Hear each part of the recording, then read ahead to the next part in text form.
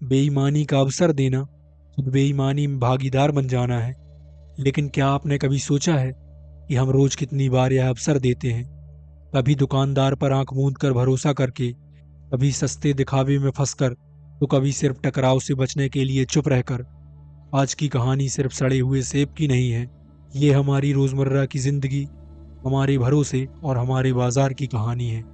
आइए सुनते हैं मुंशी प्रेमचंद की तीखी और सच्ची कहानी, कश्मीरी सेब।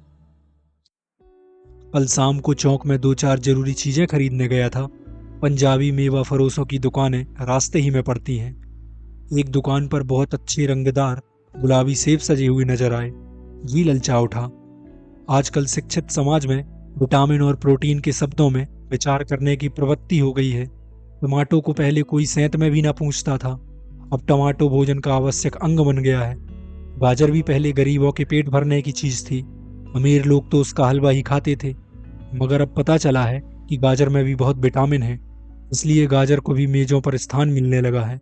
और सेब के विषय में तो यह कहा जाने लगा है कि एक सेब रोज खाइए तो आपको डॉक्टरों की जरूरत न रहेगी। डॉक्टर से बचने के लिए हम नमकौड़ी तक खाने को तैयार हो सकते हैं। सेब तो रस और स्वाद में अगर आम से बढ़कर नहीं है तो घटकर भी नहीं है। हाँ, बनारस के लंगड़े, लखनऊ के दशहरी और बम्बई के अल्फांसों की बात ही दूसरी है। उनकी टक्कर का फल तो संसार में दूसरा नहीं है। मगर उनमें विटामिन और प्रोटीन है या नहीं, है तो काफी है या नहीं, इन विषयों पर अभी किसी पश्चिम डॉक्टर की व्यवस्था देखने में नहीं आई। सेब को यह व्यवस्था मिल चुकी है।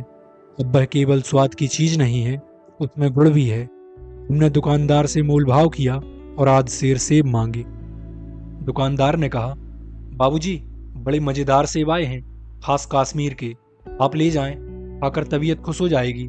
मैंने रूमाल निकालकर उसे देते हुए कहा, चुन चुन कर रखना। दुकानदार ने तराजू उठाई और अपने नौकर से बोला, लौंडे, आज सेर कश्मीरी सेब निकाल ला, चुनकर लाना। लौंडा 4 सेब लाया। दुकानदार ने तौला, एक लिफाफे में उन्हें रखा और रूमाल में बांधकर मुझे दे दिया। मैंने 4 आने उसके हाथ में रखे। घर आकर लिफाफा ज्यों का त्यों रख दिया। रात को सेब या दूसरा फल खाने का कायदा नहीं है, फल खाने का समय तो प्रातःकाल है।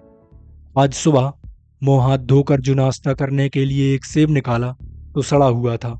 1 रुपए के आकार का छिलका गल गया था। समझा रात को दुकानदार ने देखा ना होगा। दूसरा निकाला, मगर यह आधा सड़ा हुआ था। अब संदेह हुआ दुकानदार ने मुझे धोखा तो नहीं दिया। तीसरा सेब निकाला, यह सड़ा तो ना था, मगर एक तरफ दबकर बिल्कुल पिचक गया। चौथा देखा, वह यों तो बेदाग था, मगर उसमें एक काला सुराख था, जैसे अक्सर बेरों में होता है। काटा तो भीतर वैसे ही धब्बे जैसे किन्हीं बेर में होते हैं। एक सेब भी खाने लायक नहीं।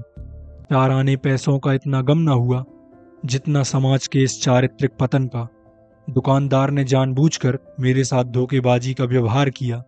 एक सेब सड़ा हुआ होता तो मैं उसे क्षमा के योग्य समझता, सोचता उसकी निगाह ना पड़ी होगी। मगर 4 के चारों खराब निकल जाएं, यह तो साफ धोखा है। मगर इस धोखे में मेरा भी सहयोग था। मेरा उसके हाथ में रूमाल रख देना मानो उसे धोखा देने की प्रेरणा थी। उसने भांप लिया कि महाशय अपनी आंखों से काम लेने वाले जीव नहीं है और न इतने चौकस हैं कि घर से लौटाने आए।